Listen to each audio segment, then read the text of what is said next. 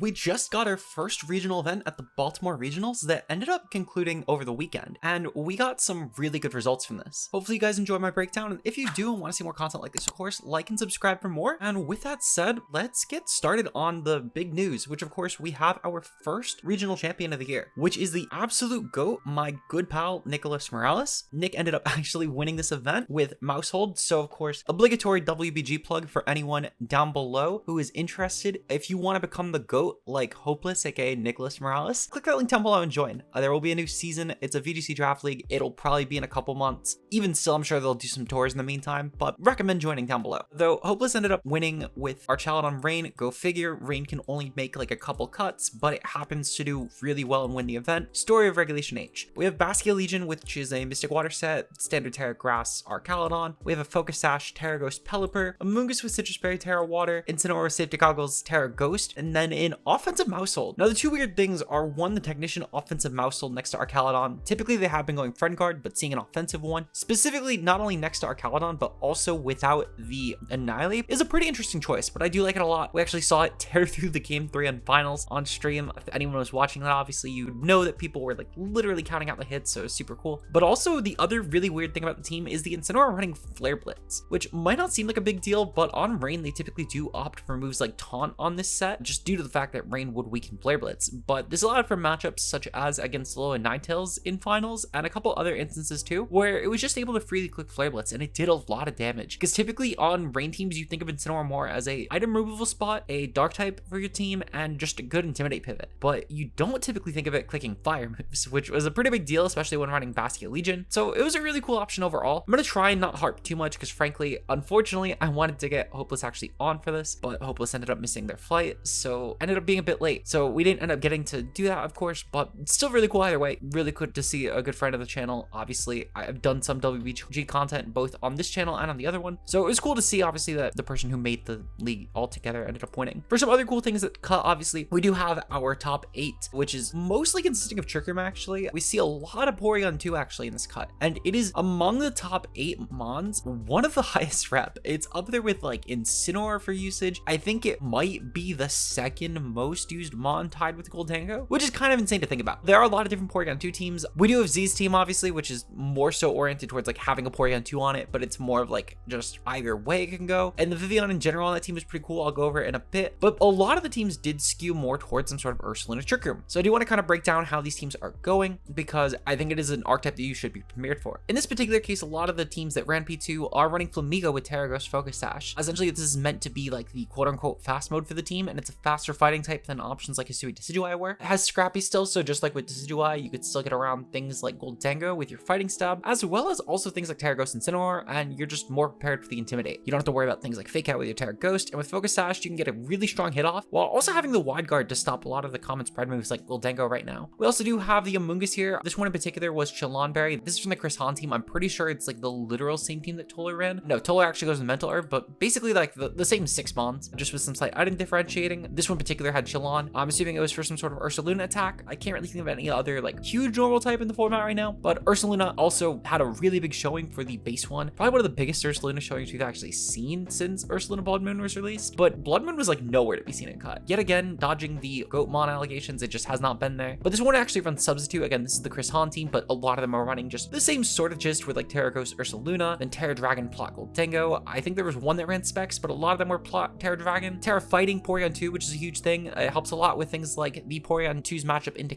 Gambit, which would have otherwise walled it pretty badly, or things like Incineroar, which you can get a good download boost on and then go for your special attack boost. Really big deal for the download Porygon 2, and it was a huge showing for it. Then we also have Incineroar, which is the key 6th Mon here. Now, on a couple of these teams, or at least on one of these teams, they actually did switch out the Flamigo instead for a Tyranitar, which is Terra Fairy. Really good piece overall. We have seen it do some good results in the online tournament. I've seen Terra Flying as well, but typically just more of a fighting counterplay Terra Blast. The Incineroar in particular as well, a lot of these were Terra Ghost. This one happened to be Terra Water though. That's kind of the gist of the team in general. I had a lot of good showings, and while there were some minor variations such as item choice between Toller and Chris's teams, or just the Mon choice between the Tyranitar versus Flamigo on one of the teams, specifically for Jungji's team, overall though, the same sort of like 5+ counterplay option to things like Goldango, and it's a pretty good team overall. It's something that definitely needs to be respected, I think, going forward. This is, I think, established itself finally as like a really good archetype of Ursaluna plus P2 Trick Room, and just it's doing really well. I fully expect this thing to stick around. It's kind of the closest we've currently got to like a really high performing balance sort of team. And I use balance very loosely there. It's definitely slightly more offense, especially with how the P2 is played, but it's definitely like closer to that than we've got in this format, I would argue. For some other noteworthy mons that ended up making some really good performances though, then there are a lot that I'm not going to be able to go over today. And I should preface that. But one really cool thing that made it on stream and ended up making day 2 was Scyther. It's a Terra Dragon Scyther. It was ran on the team with like Sylveon and some other really cool picks. It ended up doing pretty impressive, I would argue. I forget the exact placement it had, but it was a really cool showing nonetheless. It is a Terra Dragon Scyther, which helps a lot with just the moves from mons like Rillaboom and Incineroar. It has dual wing beat, Thief, close combat, and protect. Really strong mon overall, with the Thief especially being great for that Goldango matchup. It was a really cool pick. It caught 56 overall, 7-4. It was also framed next to things like Snorlax, which is another thing, but Snorlax at least has some potential, so I didn't want to like super cover it in the format, but it was a cool pick nonetheless. It was objectively like a really cool mon, and bug types in general had a lot of showings. This was the one that done the worst, but I do want to quickly touch on Vivillon next, which ended up actually getting top 8. It was a Terra Ghost set with Hurricane, Sleep Powder, Rage Powder, and Protect. It ended up doing really well as a just good sleep Pokemon overall, with Compound Eyes having a lot of good accuracy for both Sleep Powder and Hurricane, though Hurricane is still really nice, especially if opposing rain is up, which is really common. It's a good redirector as well. With Terra Ghost, you can keep your focus sash intact. And it was a good fast support next to, again, one of the Porygon Triggering teams to give it not necessarily a Tailwind mode, though Vivillon typically would run that. It's more just a nice, faster option for the team for support, and it definitely was a really good pick on that sort of team as a good grass killer. We also do with Volbeat, which made top 16 with Sunny Day, Rain Dance, Tailwind, and Encore. Volbeat obviously didn't really need any offensive move because, I mean, it's a Volbeat, but it's still a really good pick nonetheless. This was a really good support piece to kind of control the weather for this team in particular. On this specific team, it ended up running with both Hisui Typhlosion and Primarina, so having both the Tailwind as well as a good weather to boost for each. It also had our Caledon for rain, which was really cool, and Espathra was a good piece tied onto that team with the Volbeat actually, but it ran both these mons, and Espathra next to mons like Typhlosion, Primarina, and our Caledon was a really good way to boost the damage output overall, with Lumina Crash being a nice fast option to just get that special defense drop, and then allow for Eruption and Hyper Voice to deal even more damage. It was a really good pick overall. I really liked it a lot on this team. Now we do have a couple starters that did really well. We do have Delphox first off, which ended up doing really well. It's also made the brackets on a pretty soft rain team. Had Basket Legion, Whimsicott, Indeedee male actually. This didn't exactly have rain necessarily, but it definitely had Basket Legion to take advantage of it. It was actually more of a sun team. I misspoke a bit earlier when I said it was rain. But the Whimsicott set sun for the Delphox to go for moves like Heat Wave, Expanding Force, Focus Blast, and Overheat with that choice specs, and it was pretty terrifying. The offensive mousehold yet again makes another appearance. It seems like it was a good pick for the tournament in general. For some other starters, we're gonna skip around a bit. We had Quaquaval also make day 2 with Aqua Step, Aqua Jet, Close Combat, Protect. Gay Duck yet again providing another regional success. We will see this mon do some more work in this format. I'm sure it's a good fast fighting type, and it can get really fast compared to a lot of these other ones. Also, speaking of fighting types and also speaking of starters, I forgot to import it here, but we do have Blaziken. I noticed this when scrolling through the regional page top cut. Again, so many mons that made like some of their first showings ever, but it's Terra Fighting Blaziken, really good offensive fighting type with speed boost to gain another speed option for the team overall. Similar to Quaquaval, you can get a really good fast fighting type out of this with Close Combat, Detect, Fire, Pledge, because this was actually ran on a Pledge team, and it has Upper Hand, which is great for opposing Fake Out. The Pokemon this particularly ran itself next to, again, the Blaziken was a bit of a weird pick here, but it was still really cool nonetheless, but it did run itself next to a little bit more standard stuff, being Primarina. The graph actually shows Primarina, but it was actually Empoleon. It was Empoleon when you click the open team sheet. It was a competitive Empoleon with Flash Cannon, Yawn, Water Pledge, and Protect, and the Rillaboom also had Grass Pledge with Grassy Clad, Fake Out, and Wood Hammer as well. The last 3 ended up being Pult, Farigg, and Blood Moon, so it was kind of like a standard-ish team, just like with Rillaboom, Farigg, Pult, Ursaluna, and then the last 2 just kind of end up leaning into Pledge, with competitive Empoleon being great for things like opposing Intimidate, especially that Incineroar matchup if it goes for Terra, and also just Terra Grass is just really good for opposing mons like Rillaboom. And then you have the Blaziken, which leans into that fast fighting type spot, replacing a mon that could have been maybe like a Flamigo here, and I think it works really well for the Pledge archetype they were going for in particular. With Speed Boost Blaziken, obviously, the Pledge moves do go when the first one activates, so having that Speed Boost Blaziken going really fast also leans very quickly into that Pledge mode, and it becomes very terrifying. So I actually do vibe with this a lot. Yet again, another new fighting type that kind of did some pretty good work. Breloom. This leans kind of away from being the fighting type necessarily and more of just a faster Spore mode. It wasn't the only fast Spore mod. We actually saw a good amount of Toedscruel, which I honestly should have imported, but seeing Wolf do really well with it, I kind of just assumed it was a meta call for some reason, even though it objectively wasn't. It was just a cool mon on Wolf's team. But the Breloom overall, Bullet Seed, Protect, Spore, and Mach Punch.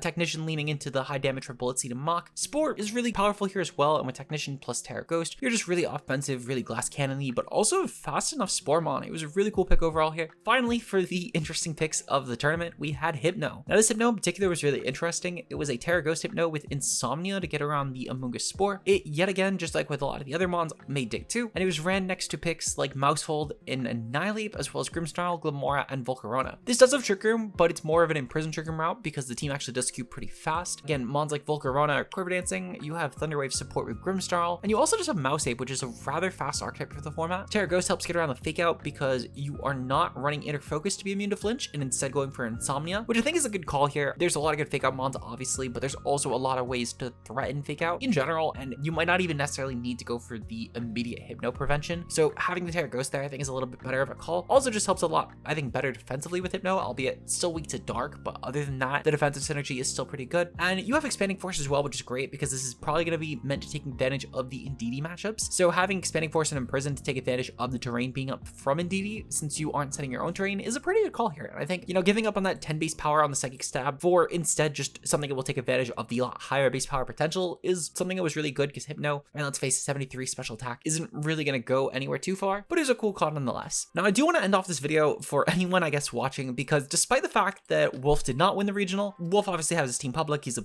really public, strong performer. I do want to go over Wolfe's team because you will see it on the ladder a lot. Months before the video comes out breaking it down, let's quickly break down the open team sheet for Wolfe's build. Now, this ends up taking advantage of a neutralizing gas G Wheezing with choice specs, surprisingly high power fairy with the choice specs, with Dazzling Gleam, Sludge Bomb, Strange Steam, and Flamethrower. It's not like a Sylveon level offensive fairy or even like Rabombi level just due to the speed Rabombi would provide, but it's a lot tankier than those. With Terra Fire, it's just a good defensive typing overall. Has some nice matchups into steel types now, which is pretty cool. And with the neutralizing gas, you help a lot with the fast mode for Toadscruel, which has a covert cloak to avoid flinch, with Terra Water just to get rid of the ice resistance, but also to good defensive typing, with Spore, Rage Powder, Acid Spray, and Earth Power. With the Acid Spray in particular, you can actually get up some really good support for the Yasui Typhlosion, going for Eruption, Sleep Talk, Shadow Ball, or Heat Wave. I do like the Sleep Talk call on this as well. It helps a lot because if you are locked into Spore and you just need to click like one move to win the game, you can switch this in on an incoming Spore, click Sleep Talk, and then just most of these moves will be fine. Realistically, any of the spread is going to be powerful, and then Shadow Ball, in a worst case, is still a really good move on Typhlosion with that 119 special attack. Really good Scarf option here. Takes advantage of the Tailwind from Corviknight 2 really well into opposing Tailwind mirrors, with Terra Dragon Corviknight just being a good call, really. I mean, Corviknight always has like one of those like one-off appearances, and it happens to do really well. Just really takes someone looking to use it. And it's a good Disquake partner too, next to Earthquake Garchomp with Earthquake Dragonclaw, Stomping Tantrum, and Protect with Terra Ground, having both the option in case Rillaboom is on the field and in case it is not in the matchup, because you don't want to just give up that Earthquake. It's a really powerful stab on Garchomp, and I think having the dual ground here is a really good call. This team doesn't really need the rock coverage necessarily. You have a lot of good things for opposing flying types, like the Palmot, for example, as well as the Corviknight too. Speaking of, this Palmot actually does give up Revival Blessing, which was a call of all time to make from Wolfe, but it paid off a lot. I mean, Fake Out is really helpful here with the Dual Shock and Close Combat Dual Stab. I think it was the right call, but it was a ballsy one to make for sure. Terra Electric as well was a really good option on Palmot, and having Natural Cure to switch out of things like Spore, it's a really good way to just temporarily sponge a Spore and then switch right back out into another Pokemon. It seems like it worked out really well. I mean, Wolfe's literally just missed top 8, made it to top 16, got 9th overall, so clearly it did something. But this is a team, obviously, you guys are gonna probably see it a lot on the ladder. Honestly, if we saw this a lot in the IC, I would genuinely not be surprised at all, as Wolfe has made it public for Patreon, and also, again, Wolfe is a fairly prolific figure. But if it's not this team, I think it will probably obviously be the Nicholas Morales team that will probably pop up a lot. Also, Dozo will just do really well. Dozo had a really good showing, and despite Nick doing a lot of Dozo matchups both on and off stream, this team isn't exactly the best around Dozo, though Nick managed to pull it off every time. It's just more so most players are not going to beat him, so you're gonna still have that really worrisome matchup. So just be prepared for it. Obviously, Dozo will probably spike a lot just because of this team. You need to really get a lot of good 50-50s right against Dozo to beat it. And again, most people are not going to know the team as comfortably, so Dozo will probably spike as a way to handle this. But let me know what you guys thought about the regional overall, and if you enjoyed it and want to see more content like this, like and subscribe for more. Shout out to our channel members, being Josh K Ultra Player and Zeke Zero. Your guys' support is greatly appreciated. And if you want to become a member and support the content even further, click the link down below. Also, consider checking out our editors on the way down there. Becca and Dose do an amazing job on the content. Both their links will be down below. And if you want to stay up to date, subscribe for more, like and comment your favorite Pokemon that made day 2 in the regional. I would love to hear your guys' favorites. And with that said, I'll see you guys in the next one. Until then, peace out, guys.